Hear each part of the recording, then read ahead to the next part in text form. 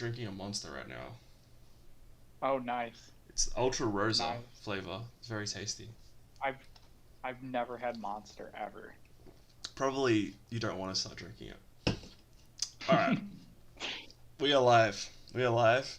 All right. Welcome, episode Thank 16. you. I'm joined by at Eckhart Hasselhoff. Say hello. Hello, hello. Um, Now let me just shill this. Okay, and just doing live now. Okay, we're good to go. So All today, right, awesome. today we spent some time in Central America and South America. We had a bit of fun looking for El Dorado across two very different movies. Uh, Aguirre or Aguirre, the Wrath of God, and Road to El Dorado. So, had you seen or heard of Aguirre, the Wrath of God, before? Like we discussed doing this episode. No, I had not at all actually. Fair enough. I knew like of Werner Herzog, but Yes. like never had actually fully seen one of his movies. Ah, well, this is probably one of his. I mean, I haven't. I'm not like an expert on Werner Herzog, but this is one of my favorite of his films. So 1972, Werner Herzog, starring Klaus Kinski as Aguirre. Mm-hmm. Um, and there's a. What were your initial thoughts on the film? I liked it. I liked it quite a bit. It was very different. Very kind of like I don't know. There wasn't a ton of noise going on. It was very straightforward, kind of simple. I Mm, thought, at least in terms of like the meta stuff. The story wise, it's a little bit more complex, I suppose. mm. Yeah, I think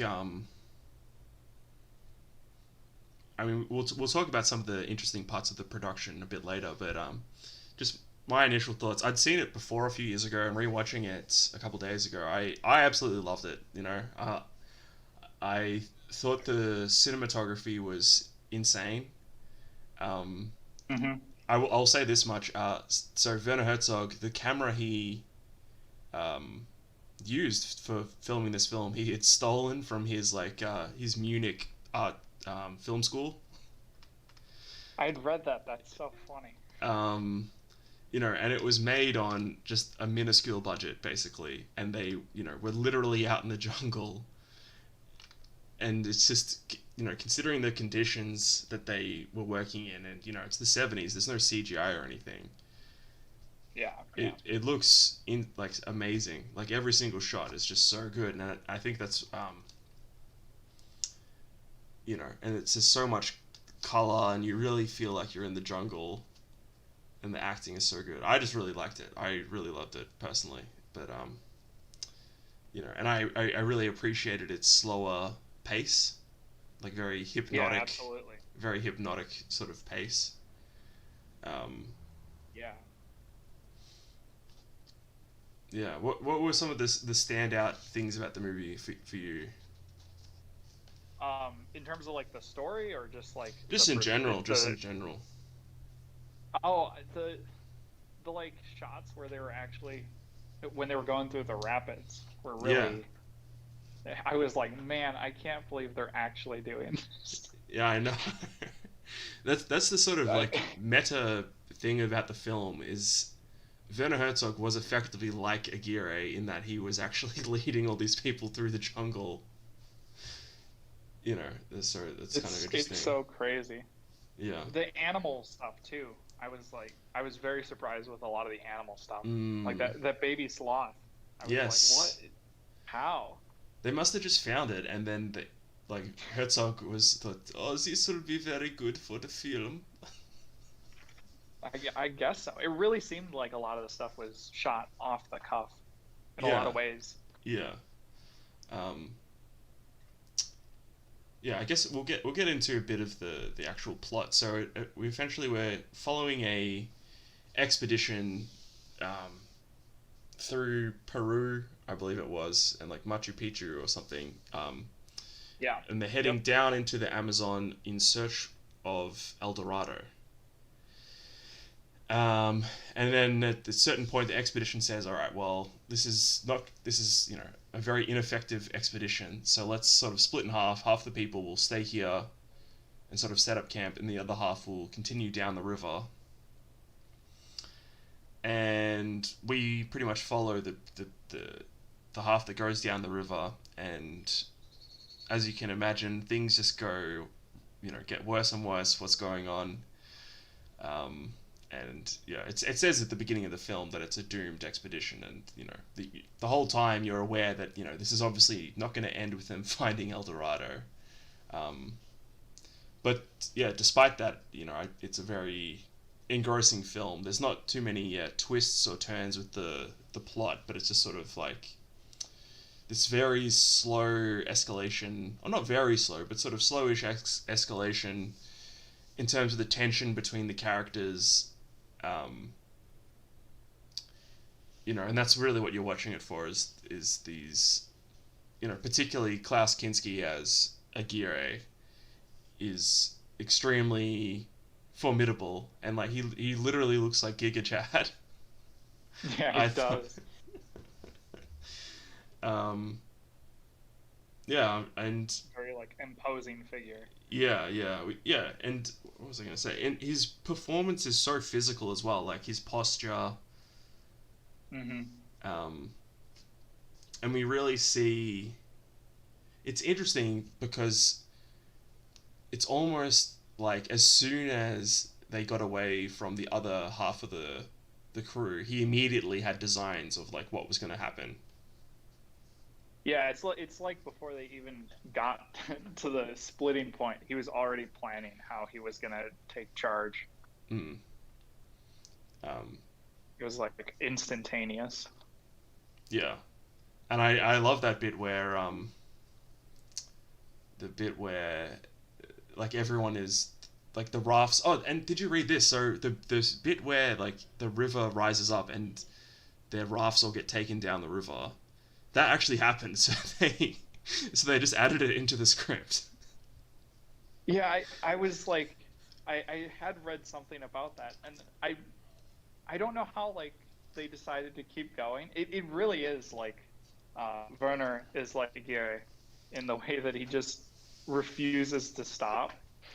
Mm, It's so funny. I couldn't like at what point do you just say, okay, we're done here. We tried. It's a mm, little bit hard to do with the amount of money we got and everything. yeah, But I mean, the end result is spectacular, I think. yeah, So totally worth it. yeah. Um, the other thing, just to mention, I guess, is so they filmed it and everyone was speaking English, but then they were going to dub it after the fact because they didn't have sound equipment. They didn't bring out sound equipment with them, or the sound equipment didn't work or something. So, did you watch it in the German dub or the English dub? I watched the English dub. Yeah, me too, actually. I just thought it was. Well, first of all, that's what Werner wanted to do from the beginning. And also, Hmm. I find it like hard to watch something when the dubbing doesn't match like how their lips are moving. Yeah, yeah. So I like watched maybe 20 minutes of the German just because that's sort of the original one. And Klaus Kinski didn't even end up voicing himself in the German version. Oh, really? Yeah, so it's not even him. So it's sort of like, well, you might as well watch the English dub, is what I sort of Yeah, thought for at the sure. end. And then their lips match up to what people are saying. So that's the Well, recommendation. kind of. Kind of, yeah.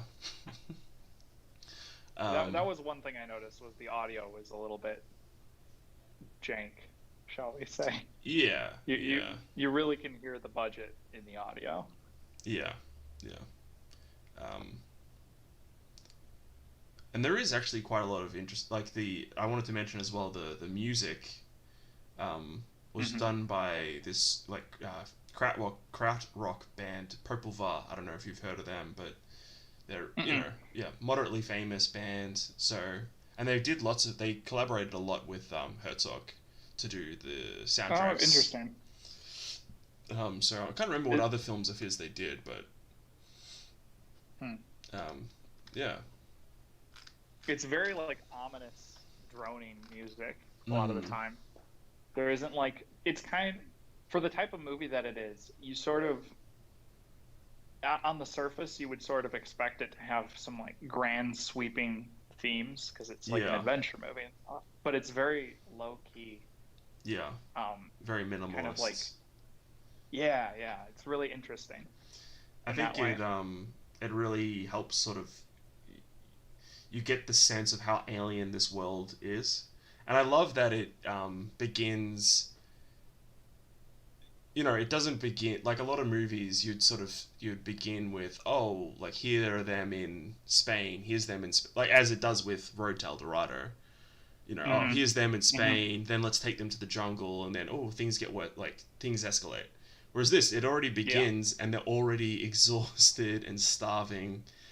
Um, and I just love that opening sequence is one of the. It's yeah. That was so good. so amazing. Just like these long shots of just people walking up and down these hills, and the Yeah, fog and everything. And you see them all carrying the stuff. Um, yeah. It's so good. I that opening I was blown away by. yeah, nothing like that crazy happens in it or anything, but it's just No, it's so so like calm. it's so methodical. It's yeah, really sucks you in. Um, Yeah. I think we should mention as well the costumes are great. Yeah, They're yeah, really I was surprised by impressive. that. I mean, I don't know anything I was about ex accuracy to the 16th century, but I mean, it looks Mhm. good. It looks good. I don't know whether how accurate it is, but It yeah, was okay. I was very surprised with how okay it was because I mean, even nowadays with a lot of historical fiction, it ends up being really poorly planned for like the what they're wearing. But this yeah, did a really good job of like it really feels a lot like you're in the 16th century. yeah. Um, So, and I loved as well the dresses that the female characters wore. oh yeah, yeah, Yeah, absolutely. yeah, that was crazy. Um, I guess we should try and get a bit more into the plot. So we have this expedition that splits in half, and the half that continues on has what's his name? Osua um, Yeah. is the leader. He's sort of the he was made the leader by Pizarro, who was leading the overall expedition. And then his sort of second in command is Aguirre, and oh, what's the other guy's name? The I've forgotten the other guy. I can't remember. I'm so bad at Spanish. I don't know. Anyway, this other guy he's technically a nobleman of the royal family. Um, Oh yeah, yeah, yeah. I can't remember. yeah, and um, I think like Oh, other key people is the monk. oh yes, Cavra something. Yeah, I mean, Cavajal. yeah. For those listening, prepare for the worst butchering of the Spanish language Oh, whatever. ever. It's so bad. Anyways, yeah, he's a slightly important character Yeah, yeah. too. We can discuss him in a bit. Yeah. And sort of the basically there's a mutiny where Aguirre shoots Asua, um, and there's been some things that have led up to it, which we don't need to get into every single detail, but there's a mutiny, and Aguirre sort of installs as a puppet leader of their group, this nobleman guy. Um, why do you think he did that? Was it just sort of to I sort of think it's legitimize because it, or yeah, I think so. Because I don't know. I kind of got the feeling that they were still wanting to like have some tie to nobility in some mm, way with their separation. yeah, Um, but I mean, in the first shot that we have of the nobleman, he's like fat and eating food or something like that. Like he seems like a really gullible, like stupid character. Yeah, which And yeah, so, especially for someone like Aguirre, it seems really easy for him. It'd be much easier just to have someone that looks fat and happy there yeah, while he's doing all the actual work. yeah, and that's pretty much what ends up happening. Yeah. Um, and there's this tension of like who, because Aguirre sort of just makes the mutiny. He sort of just has a couple of his guys, and they sort of begin the mutiny. But then there's people that might be uncomfortable with the mutiny still going on, and um, there's this tension of, okay, who's is anyone going to stand up to Aguirre? And Aguirre is just too imposing. Like no one really wants to stand up to him at all, and I don't think at any It's point too based. anyone does really. Yeah. Yeah. Well, I mean, it's just like it's such control, such a level of control that he has over Mm. like his small group of people that it's, and especially since he took down Basura, I Yeah, don't know how.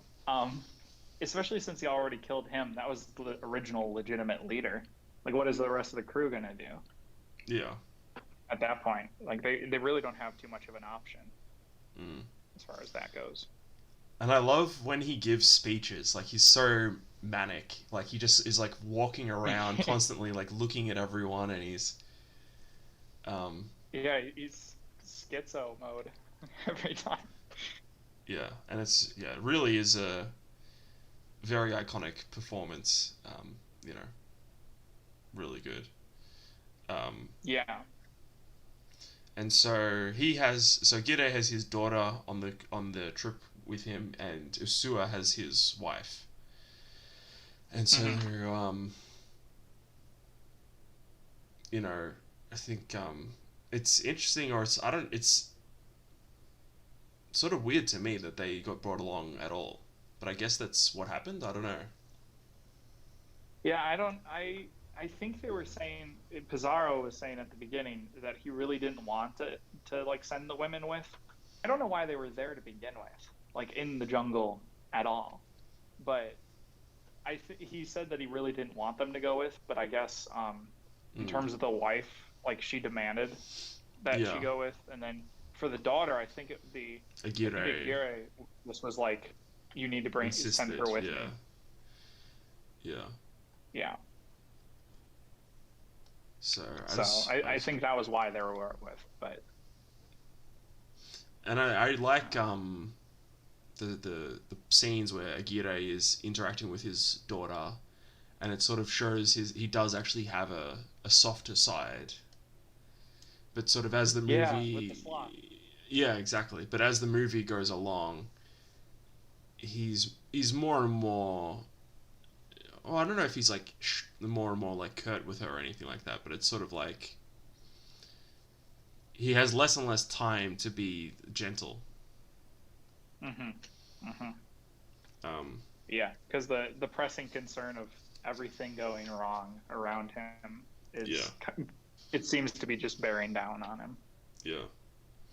Um, I suppose now we can get into the monk character a little bit. So Yeah. I think he goes along on this journey, and he keeps sort of saying, "Oh, the most important thing is to bring the word of God to these people." But Hmm. sort of pretty much every step of the way where he could have done something actually sort of righteous, he basically um, is a coward a lot of the Yeah. time, Yeah. and then he sort of gets swept up in the sort of the violence and the delusion of these mutineers. Um, Hmm. and you can sort of tell he just Yeah. doesn't Like want to be there at all. yeah. Yeah. I think like I'm trying to think.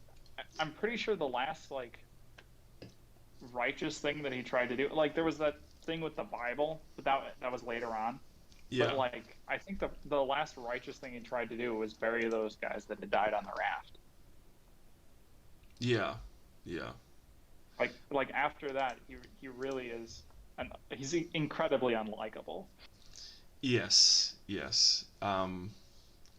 Yeah, that's a good point. I think that's also like a turning point in the first third of the film, is because that's Aguirre Hmm. asserting himself.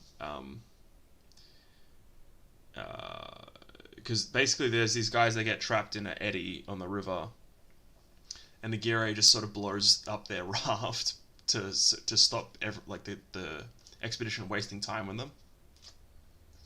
Hmm. Because he sort of thinks, well, Yeah, they're going to because die anyway. We can't waste any more manpower, etc., etc. And Asua disagrees. So Aguirre just ends up sort of blowing up this raft with a yeah, cannon. well, that was after they had died too. Yeah, exactly. After all the men on there had died, did we ever find out like what happened to them, or is it just kind of insinuated that Aguirre killed them? Um, yeah, I think so. I mean, I think it's sort of like Okay. they probably either drowned or they were gonna die Yeah, because anyway, there was. basically, because they would have been exhausted. They would have collapsed from exhaustion if they Hmm. hadn't have drowned. Hmm. So who knows? But Yeah. yeah, and Yeah. then pretty much yeah, the monk says, "Oh, we should try and bury them," but then that sort of doesn't end up happening. And then once the mutiny occurs, the the monk is used as the judge in sort of this mock, kangaroo court trial of Asua to sort of say that he's a traitor or something. Yeah, a traitor against the Empire of El Dorado. Yeah. It's really wild.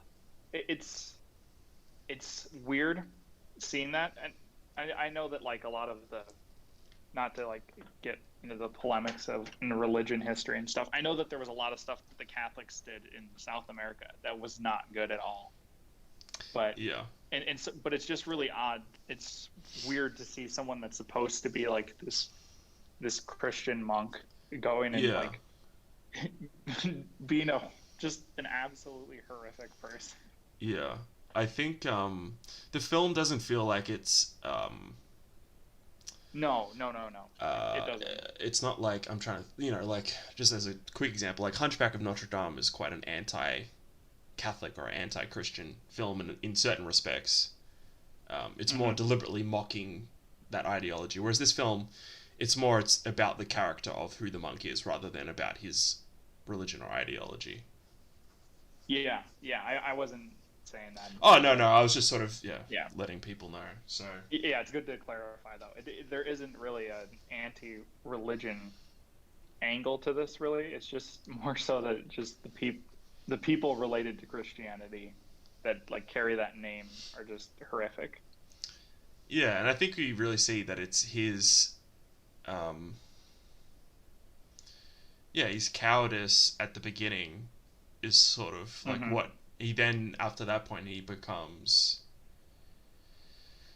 increasingly delusional and whatnot, and that's largely because of um, his mistake at the beginning, and I guess he just sort of can't reconcile it, and then he ends up just being a very horrible missionary, Yeah, to say the least. yeah. That's yeah for sure.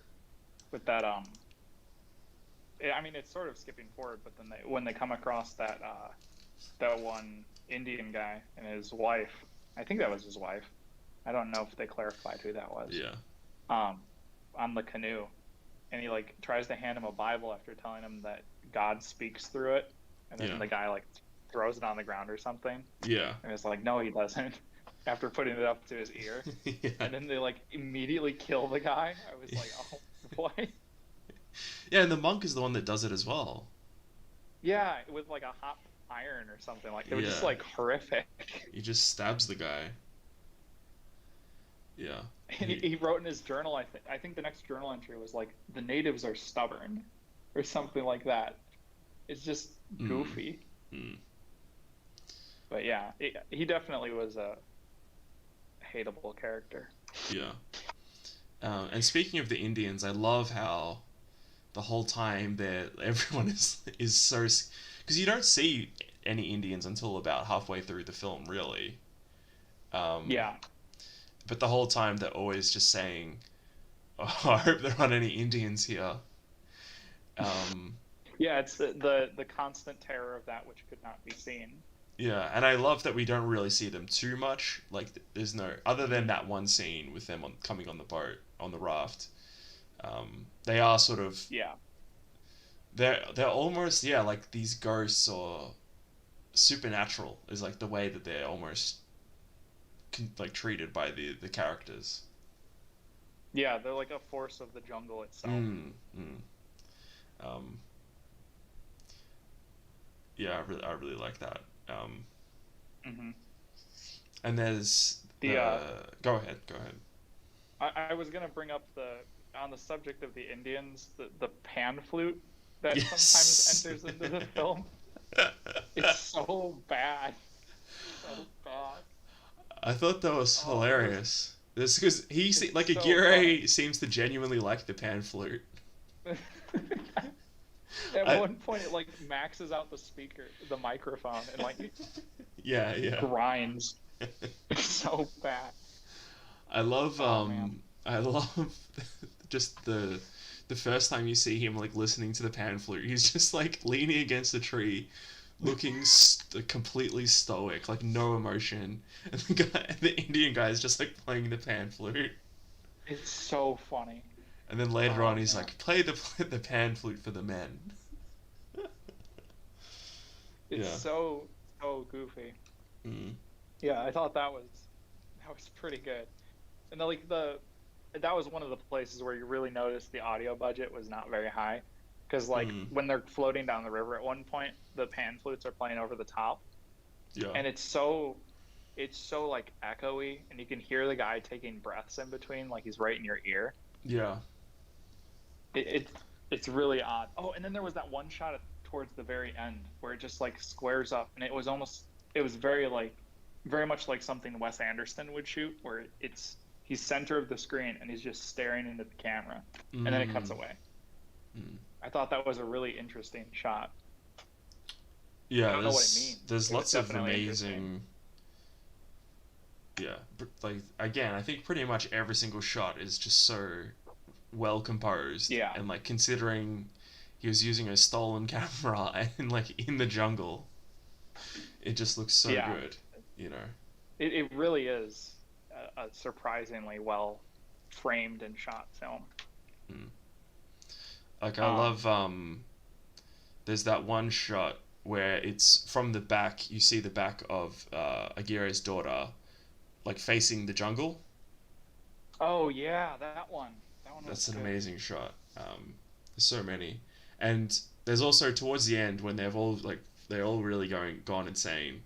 Um, there's the boat they see up in the tree.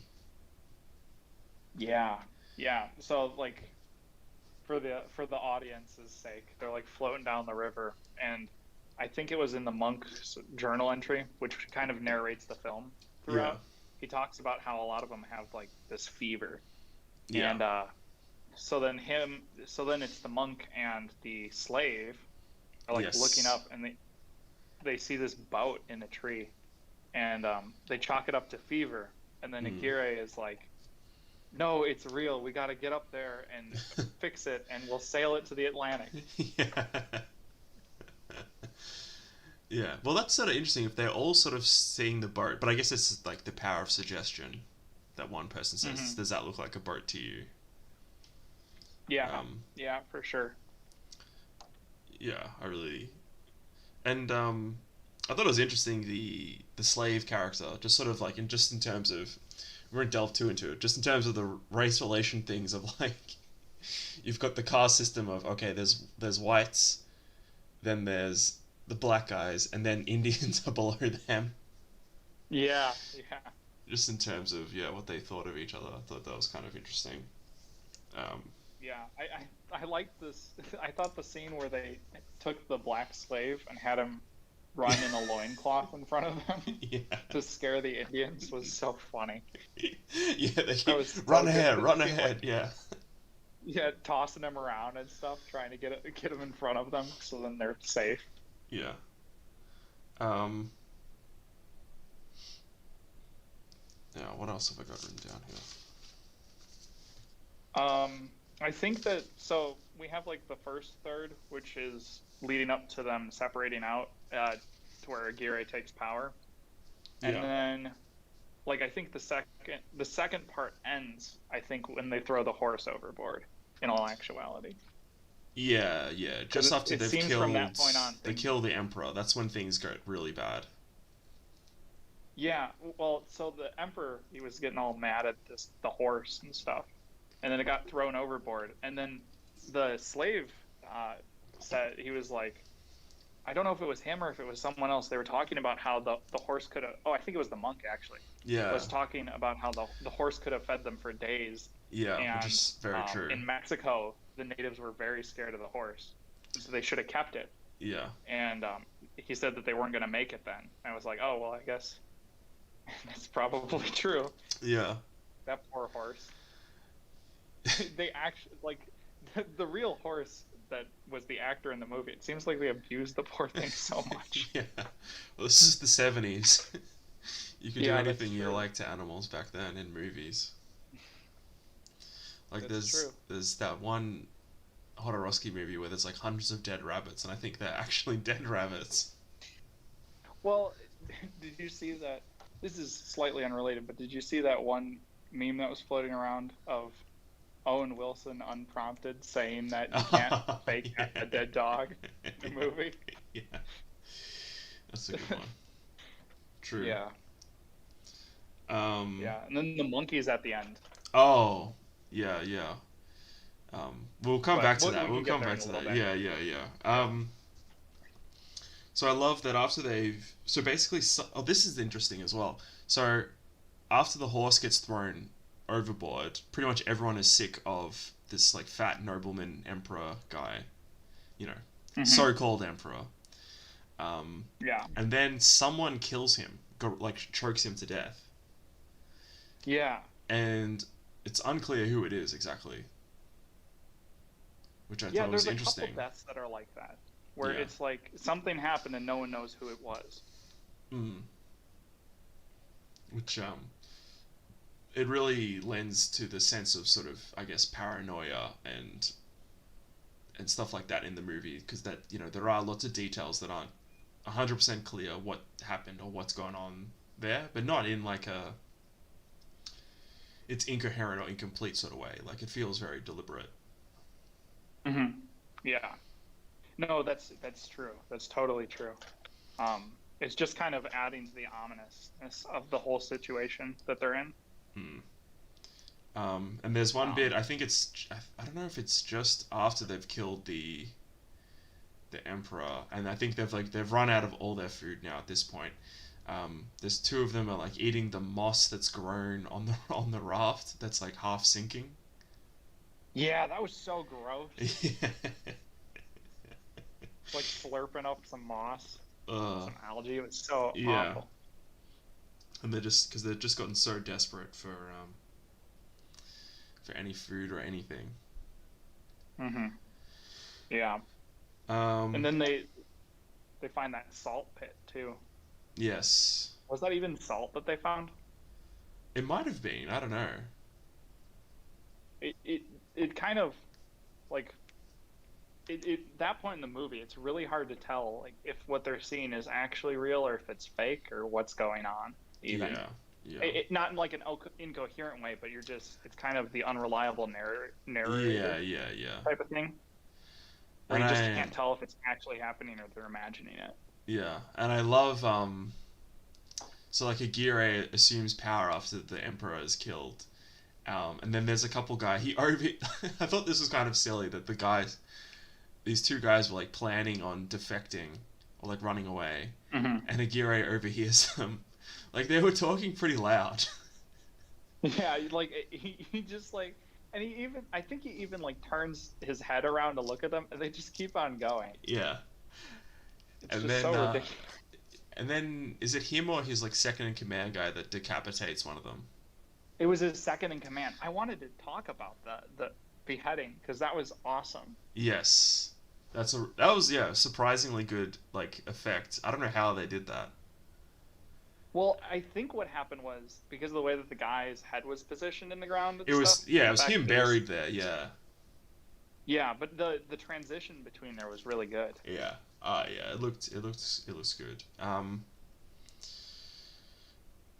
And that second in command guy, he was a good actor too. Like he was very you're very sleazy sort of, very willing to go along with doing evil things straight away type character. And I thought that was he was good, and he was doing the la la Yeah, la la la thing, yeah, that very was weird. ominous. Yeah, Yeah, I liked him yeah, in like a the way you like villains type of way. yeah. I thought Um, he did a really good job. and I liked Um, how Asua's wife, she just effectively kills herself because she realizes that everyone's gonna probably start abusing her. yeah, Not to yeah, laugh, that was but really she works out like, okay, as soon as her husband is dead, she just walks into the jungle and leaves because she realizes, okay, they're all just gonna probably start doing horrible things hmm to me. yeah. I mean, that's she probably would get better treatment from the natives at that point. Yeah, They'd probably just kill her before yeah. anything. But Um, yeah, like there was even like that the insinuation that that was going to happen all the way back when her husband first got shot. yeah, yeah, When she was like feeding that one guy that was in the cell. yes, yeah,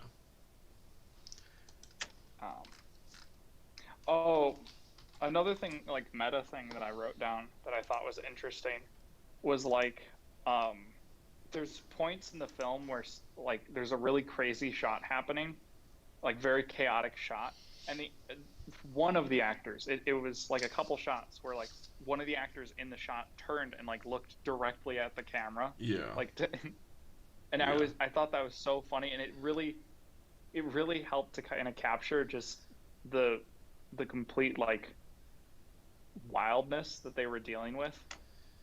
Like the fact that this was not a sound stage and they were very yeah, much dealing with actual jungle for this filming. yeah, You could see it in the actors' eyes because like they broke character for a second when they looked at the camera and you're yeah. just like, oh no. It's like, should we keep going? Yeah, exactly. No, Um, yeah, I noticed that a couple times as well. And there's a few times uh, where Aguirre is like giving a speech, and he does just look directly at the camera, but it's, you know, it's much more deliberate. yeah, yeah. Oh, when we were talking about the native that was in the canoe rolling up and everything, I thought it was interesting. There was the prophecy that he talks about, Yes, especially considering our other film. But I was that's like, true. that's really interesting. Yeah, well, Um, I've heard that, but I mean, I don't know enough about American history or like South American history. I've heard that supposedly that, you know, Aztecs or Incans or whoever did have myths of white people coming basically as a yeah, prophecy. Um, yeah. I don't know enough about the truth of that, but we'll talk about that more. I think in the second film we'll get a lot of juice hmm out of that. I'm just trying to think what else is there to sort of talk about. I guess there's the very ending we can get into now, which is hmm insane, which is so amazing. Yeah, So everyone is yeah. dead It's except really for good. Aguirre, and he's just pacing around the boat, like talking to himself and like thinking to himself in like he's gone completely insane, and um, there's just all these monkeys on the boat. There's hundreds and Yeah, hundreds of monkeys. So Herzog actually paid, apparently, just like random locals to trap 400 monkeys for him. Um, wait, let me. So apparently he pretended to be a veterinarian and claimed that the monkeys needed vaccinations before or something, and so um, all the people gave him the that's so funny. monkeys, and And he just like they were now his monkeys. yeah, he just took the monkeys and then he released them into the jungle. That's pretty epic, actually. So he That just he was stole just all like, these monkeys, effectively. I don't know how he keeps getting away with. Like, there was a lot of stuff that it seems he was getting away with, and like no one bothered him about it. Oh well, the movie is too good, I guess. I guess so. Um, But yeah, yeah, like the the ending he goes insane. Like, so he even talks about how he wants to have like incest with his daughter, to keep the bloodline pure of his like new empire he's gonna build. But yeah, his daughter is dead at this point, so it is pure insanity. Like, I don't think at any other point in the film did he have any thoughts of incest or anything like that. I think it is literally just the end. He's gone that insane is sort of the idea. yeah, yeah. And like the what was the last phrase? It was "I'm the wrath of God," and then he's Yeah. like, "Who else is it with me?" As he's like looking around and everyone else is dead. Yeah. Yeah, that was a great ending, actually. Like, I don't think it could have ended in any other way. No, no, no. I mean, it's one of those movies where you sort of in the first 20 minutes you work out what's going to happen. Like, they're not going to find out Yeah, Dorado. yeah. So, Hmm. but it is very much the journey. Um, what do you think it meant by he is the wrath of God? No, I've been kind of like thinking about it, like trying to parse it out. I, I don't know. I'm not entirely sure. Do you have thoughts on that? No, I really should have had something for that because it is literally the title of the film. Um, Yeah, I think maybe he's like referring to the fact that he's just kind of unstoppable, and it's kind of the way that he views himself as just like yeah, untouchable by comparison to everyone around him. yeah, Um, I don't know. And he says that a bunch. I think there's three separate like kind of monologues where he talks about that. yeah, Um, and it's interesting.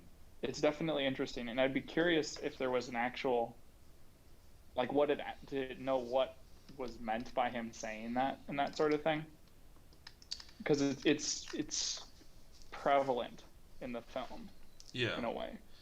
I don't know if it's like almost kind of ironic because, like, I mean, if you looked at a character like, for instance, Cortez, as a Hmm. historical person, but also as a character in the other film, calling him Wrath of God sort of makes more literal sense in insofar as all the sort of conquering and whatnot he did, but like Aguirre doesn't really actually achieve anything. Hmm. Um, Actually, I just remembered there's this supposed quote. People put things in the mouths of like ancient people all the time, but supposedly there's this story of Genghis Khan where he is like conquering a village or something like that. And they're like, "How could you do this?" or whatever. And I think it was like a Christian village or something like that, or a Jewish village somewhere. And supposedly, what Genghis Khan said was, "I'm the wrath of God. If you had not sinned, I would not be here," um, or something along those lines. mm, Which is that's interesting because it's very. And again, I don't know how you would be able to record anything that Genghis Khan said, really. yes. But it's interesting at least that was something that was talked about. Yeah. And like there, even in like Daniel and stuff, you get like this idea of like God using people to like fulfill his purposes, and with the Babylonian captivity of Israel and stuff, Yeah. Yeah. Yeah. you see that. And so it could be reference to kind of those types of characters who like God had go in and like take captive his people or whatnot, Mm. um, on account of their being horrible. But I don't know exactly how that would play into like Yeah, that's what I Aguirre. mean. It's like sort of the opposite thing occurs. So, Yeah, it's like he just has a horrible time. yeah. Um, Yeah, so I don't know. I have no idea. hmm. I probably I have should to have thought think about about it it. Yeah, more I know. because it's I'm definitely thinking we should probably have at least something to say about it, but whatever. we might have to release it in a Yeah, tweet an after addendum. this. Yeah. Um, well, I think we've covered this film quite well. We've gone over all Hmm. the different things that would, different ideas and what's good about it. Um, yeah, and I guess we definitely both recommend it. Yeah, Um, absolutely, absolutely. It's pretty good. Watch it with your young children. well, in some respects, maybe it's more appropriate than Road to El Dorado. That is absolutely true. Yeah, that That was is absolutely true. our great transition into Road to El Yeah, Dorado. wonderful segue. Yeah. Wonderful segue. So Road to El Dorado, pretty much everyone would have seen it. I guess that would be listening to this. If you were a young child in the late '90s, early 2000s, um, Hmm. early to mid 2000s, you would have seen this movie. Yeah. DreamWorks picture, uh, and it's about two Spanish guys ending up on a boat to South America, and then they end up finding El Dorado, basically. Um, Yeah. yeah. So, what's your experience with this movie? Well, so I I was alive in the early 2000s as a child, but I didn't watch it till later. My family watched a lot more Disney movies than we did like DreamWorks stuff. Okay. Um, so I didn't get I didn't watch this until I was a bit later. Um, but when I did watch it, I like it. I like the music in it a lot. Actually, Oh I yeah. think it's good. Um, Comparing it with like, I guess you kind of like end up comparing the animation's a little bit rough at times. I should say. Um, and it's not like the prettiest movie at all. I think it's funny. It's good, I guess. Yeah. What are your thoughts on the film? Um. I mean, actually, I did write quite a few notes. I think I just generally, when I was growing up, I never really liked musicals. I always hated when songs Hmm. came on. Like, oh, when's this gonna end? So like my favorite of these sort of movies was I liked Atlantis and I liked Treasure Planet, rather Oh yeah, classics. classics, man. And I liked this one as well, actually quite a lot. There isn't too much music compared to say other Disney films a lot of the time. Yeah, and Hmm. I liked this movie a lot. Yeah, so and I haven't probably watched it. I don't know how long, 10 years or something at least. So it was interesting to revisit it, especially in light of like memes that have sort of come out of this film in the last, say, 18 months or so, or I don't know how long. Um, Yeah, yeah. There's been some good ones. uh, I think, yeah, overall, it's a perfectly fine film, and Hmm. there's certain interesting things about it that we can talk about, I guess, when we get to talking about the priest guy and stuff like that. Um, Yeah. but I think what makes the film very watchable is the main two characters, Tulio and Miguel. Miguel. Miguel, that's right. And I really like them, and I really like their friendship. And I think, Hmm. you know, that's sort of the engine for all the jokes and the plot and everything like that. And I think, that stuff's, um, yeah, very enjoyable. Um, Hmm. Yeah. yeah. Yeah. And then the Yoko Ono of the group. Yeah, well, we'll get to that in a minute. Oh no. We should just skip Uh, over it. uh, well, and we will discuss that. We will discuss the Latina pill. Don't worry. Um, so yeah, we'll talk. Like the opening, I really like the loaded dice thing. That's something that I always remembered Yeah. about this film was the loaded dice thing that Hmm. always really stuck out to me. I really enjoyed that. Um, Yeah. Yeah. and then the subsequent uh, run through the roads of Spain is also Yeah, pretty good. yeah, I always remembered that as well. yeah. Um, Um, what else? What else is there to talk about in the opening? The horse is cool the as like El your Tivo. as your the animal sidekick in children's cartoon. I like the Hmm. horse. Yeah, it was Hmm. interesting. Yeah, I guess having a horse rather than a more cutesy animal, which you might expect. Now, I'm also Yeah. interested. When did Emperor's New Groove come out? Would have been no. I It's don't. this. It's the same year. What the? Really? It's Sorry. 2000? Yeah, yeah. Really? Huh. Huh. Interesting. So, Hmm. When did production begin on it? oh, I'm sure. I mean that. I remember.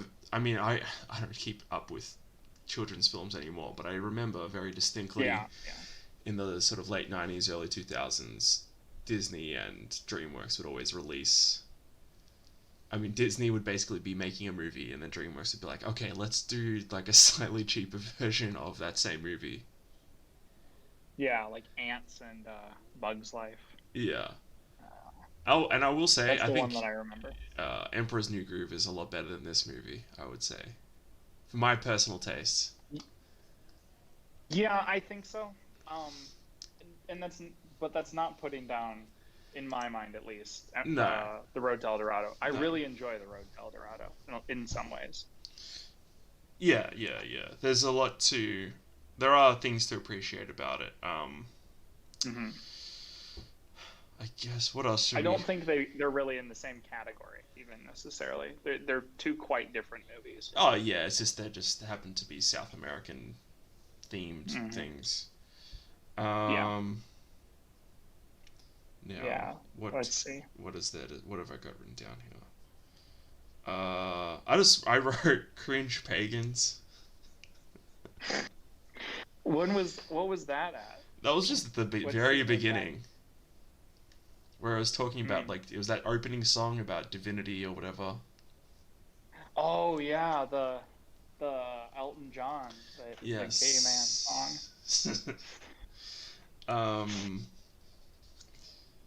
Yeah, I don't know. Let's skip ahead a bit. So they basically they find El Dorado. They find El Dorado. They get to El Dorado, and Hmm. then Hmm. uh, they pretend that they're gods, and then I like this bit where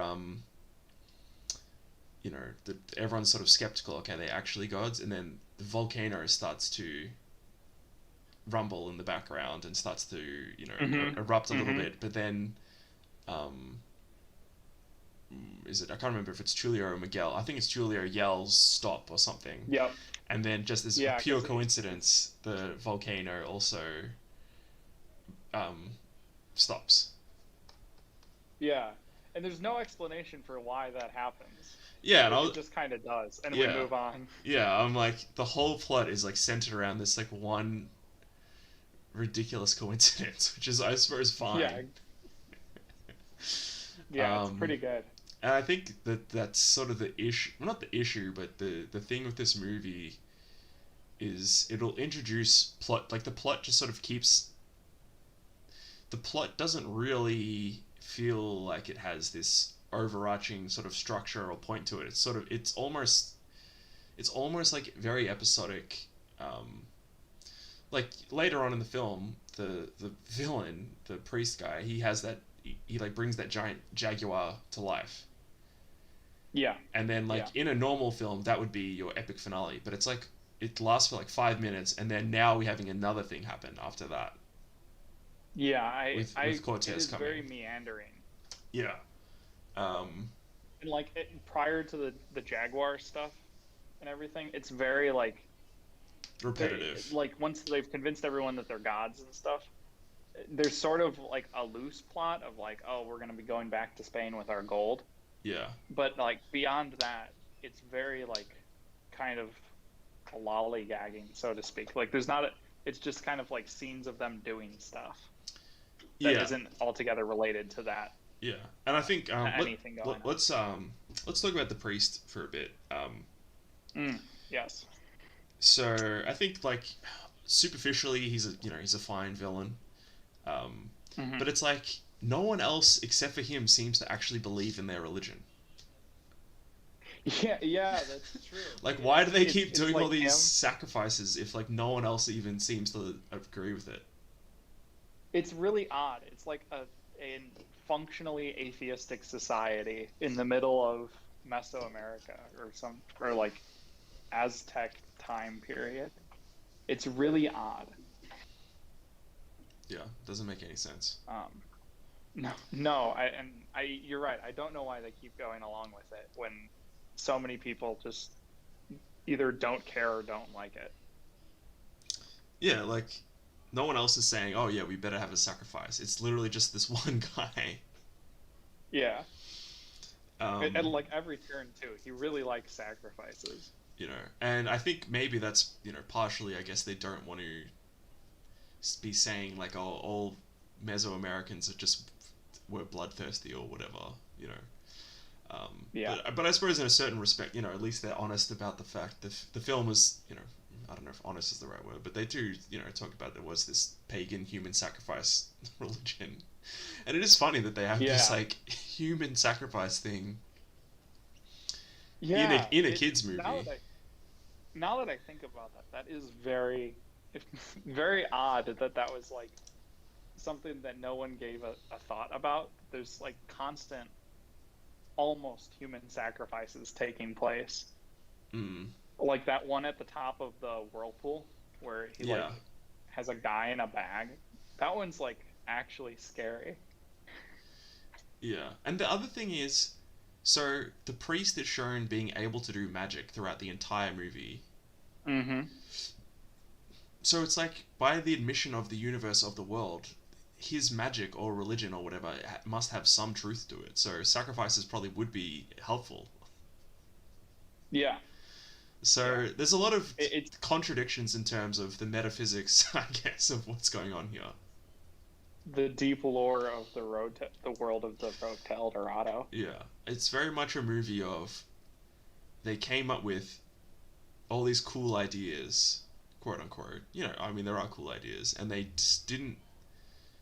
They just decided, okay, we're gonna put this in, we're gonna put this in, we're gonna put this in, and then they didn't really make it fit together in a. I mean, I wouldn't call this movie incohesive, but it's not like Mm-hmm. in a really good movie, every plot point affects all the other plot points. And Yeah, everything is sort of either connected thematically or aesthetically, or there's like motifs running through it or whatever. Not every movie has to be, um, whatever Citizen Kane, but it's like, yeah, this movie it doesn't feel very. it's a lot of filler. Yeah, and it's fine. I wouldn't call it bad. Like Hmm. I've had to watch bad movies for this show, and this is not one of them. This is fine. Yeah, it's a passable kids film. Yeah, and there's Well, if anything, it's good, but I don't know. And again, I guess I'm trying to think what else have I written about the priest. Yeah, I just thought it was interesting, like it, just him kept like keeping to want to do sacrifices, even though these guys he supposedly believe are gods are saying no, they don't want sacrifices. yeah, I guess it's like I don't know. He seems very even after like the volcano scene though. It's not really until they play that. It's not really until they play that game that he gets it finally. Hmm. But I don't know if he was like ever fully convinced, especially since they kept like rejecting the sacrifice and stuff. Yeah, Like to yeah, him, that's what they should want, and they just aren't. And at yeah, first he's like apologetic, but I think he starts to kind of get the picture as it yeah. goes on.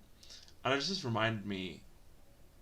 I mean, I don't want to compare this film to this explicitly, but it reminded me a little bit of like the Pharisees, um, in the New Testament. Just like they wanted things to go one way, and Yeah. obviously, you No, know, you're right. You're just right. just in a It is. very superficial like sense. Not Yeah. obviously nothing, yeah, similar, but no, it's not like there's any deep. Well, it's not exactly like there's deep biblical themes in No, the no, pagan priest in the Road to El Dorado.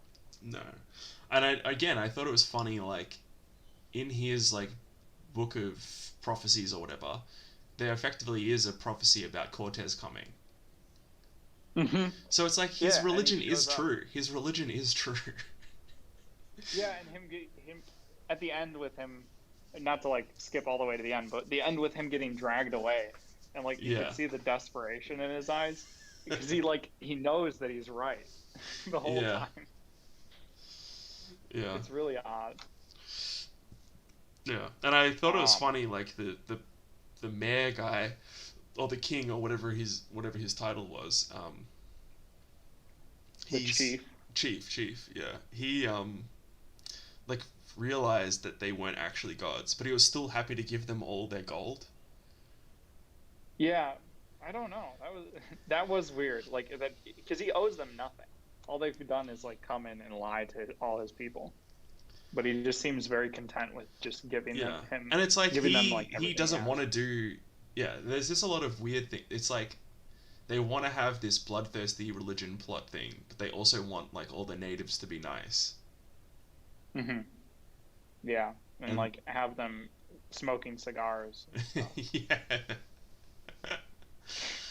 That part Uh, always bothers me so much. yeah, like why is he smoking a cigar like that? Like he'd be smoking a pipe if he was gonna smoke anything. Yeah, that would make a lot more sense. Yeah. Instead, he looks like a bull shark. I suppose we should talk about the other thing that we haven't mentioned, which is Yeah, the Chell is her name. yeah, So shell. basically, there's just the femme fatale character is, and she just has her butt out basically for the whole movie.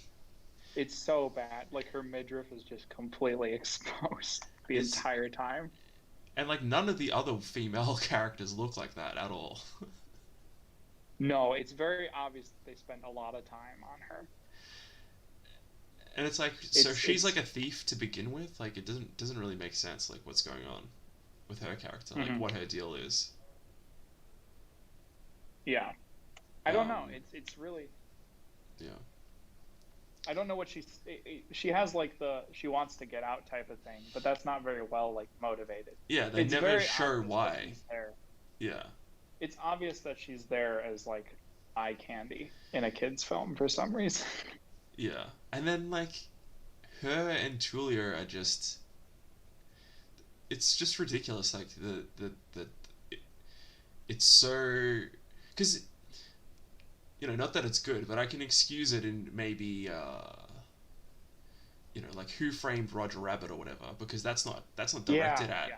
that's directed at teenagers maybe, whereas this is Yeah, and directed it at serves like a lot more to the plot. 8-year-olds. Yeah, Yeah, yeah, it's really like there's no unfortunate. there's no reason that they should have drawn it like that.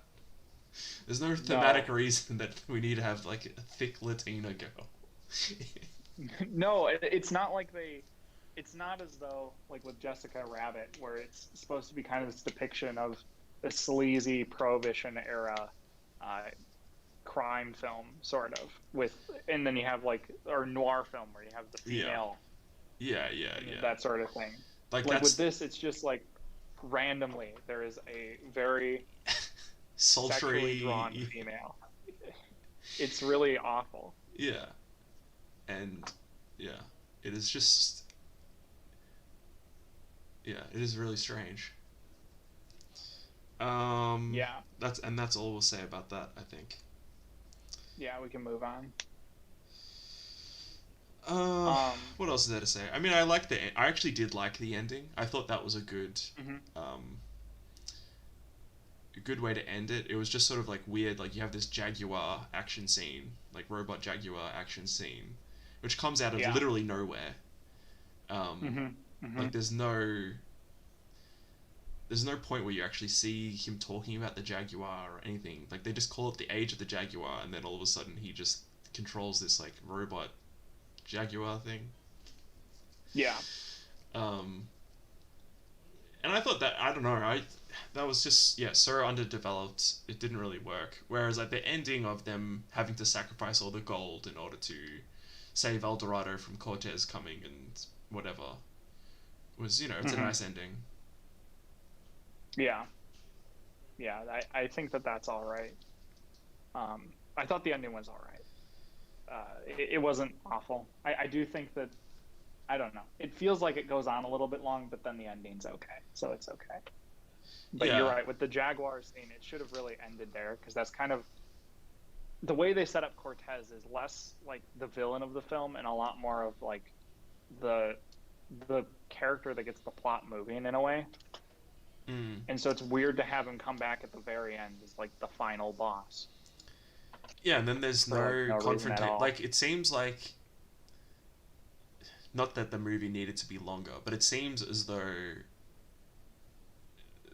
there should have been maybe they dealt with the priest faster in the film, and Hmm.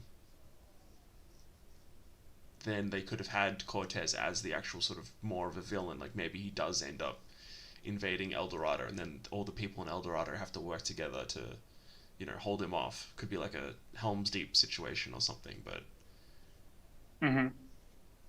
Yeah, yeah, I don't know. You're right. There is no like direct confrontation. It's very like very much of like a proxy fight yeah, going on. which is kind of the point because like if Cortez knew El Dorado was real, Hmm.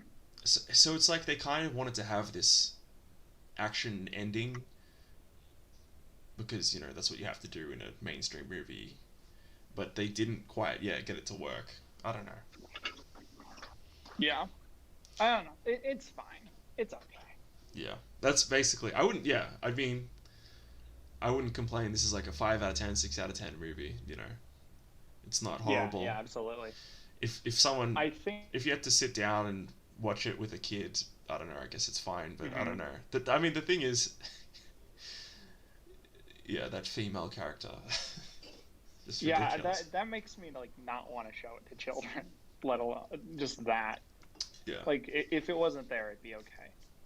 Oh, so I was gonna say, I think the animation in this movie is not spectacular, and there's some really odd like faces, that, like resting faces, at points. Yes. Um, and I was gonna compare it. I was gonna say that, like, have you seen Prince of Egypt? Yes. Okay, like comparing the two, it's like it's really unfortunate for El Dorado because it's a whole $26 million more than Prince of Egypt was, and they did far better with the animation in that movie, I think.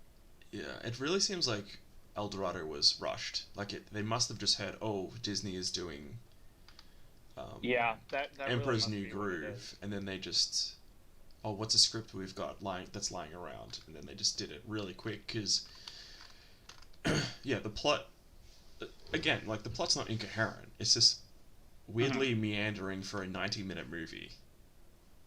Yeah, it Like, is. It is odd.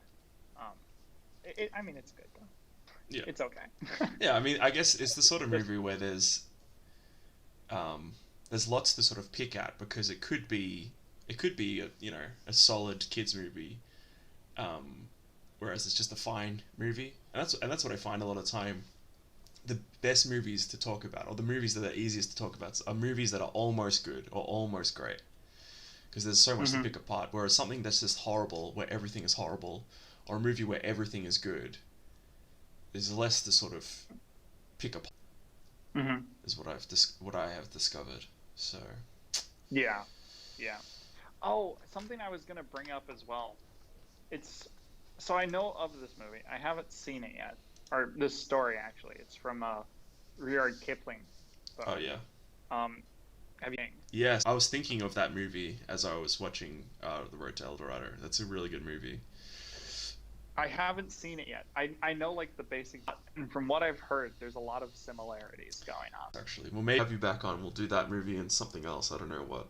Jungle Book. Okay. Oh yeah, that would be cool.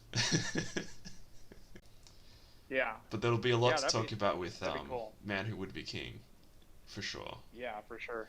For sure. Yeah, no, this is basically that, but without any of the actually sort of more interesting stuff. Like, I Yeah. mean, like, to talk about this movie, the priest and the religion doesn't make any sense. Yeah, exactly. There's none of like the weird esoteric occult stuff going on in the background. No. I don't know. I think I would. I don't know. If you're like older, but you want like a kids movie to watch, I guess I would recommend The Road to El Dorado. I I would don't know if it recommend would be just like watch Emperor's New Groove. yeah, yeah, that would be better. Or like if you have a hankering for DreamWorks animation, like The Prince of Egypt is far better. Yeah. And you can watch it with your children without having to worry about Chell seducing them. Yeah. And then when your children hit the age of 12, they're old enough for Aguirre, so just show them that. Yeah, that's true. That's true. To show them that one. I feel like if you just showed your kids, like art films from the age of like 12 or 13, they just get used to them. Yeah, it might be good. I mean, I It think should be a because nothing that violent explicitly happens in Aguirre. It's just like the beheading is kind of the Yeah, big one. yeah. Anyway, that's a good movie. I highly recommend watching that, Aguirre, The Wrath of God. That's the big recommendation for the day. And it's a short movie as well. It's only like 90 minutes, 90 something minutes, so Yeah, it's not yeah. like you have to, but it feels very epic. But yeah, it's not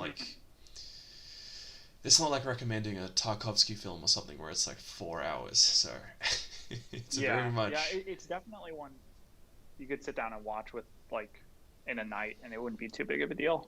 yeah. You wouldn't have to like take off of work the next morning or something to watch it. No, but yeah, big recommendation for Aguirre. El Dorado, serviceable, but if you want that, there's other stuff you can watch. Yeah, other more appropriate kid-friendly things you could watch. Yes, yes. Um, Yeah, I think that's pretty much all we have to say today. yeah, I think so.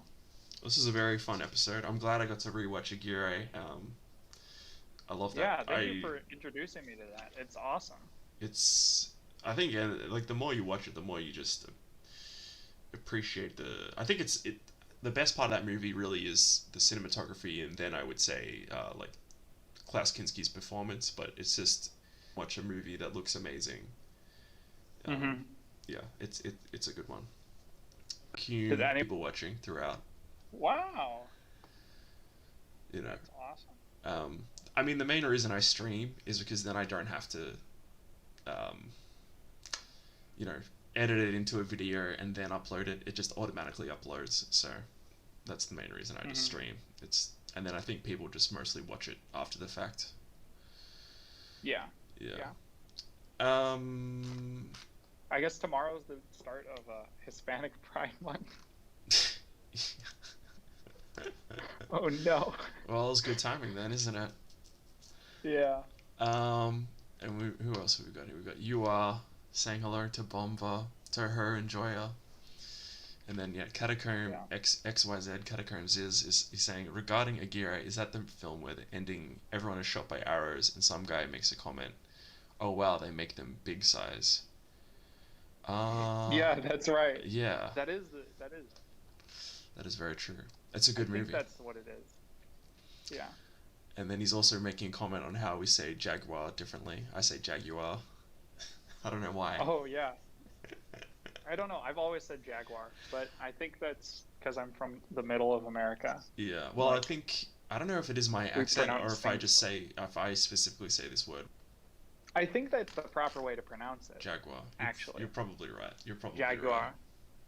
I don't know. I don't know. All right. I think we'll leave it there. Well, okay, sounds good. Thank you very much for coming on. I hope you had fun, and look forward to having you back on again. And we'll be doing. We've already booked it. Already worked it out. Yeah, sounds good. I'll talk to you then. Excellent. All right, I'm gonna end the stream now. Goodbye, everyone. Thank you for listening. Goodbye, everyone. Yep.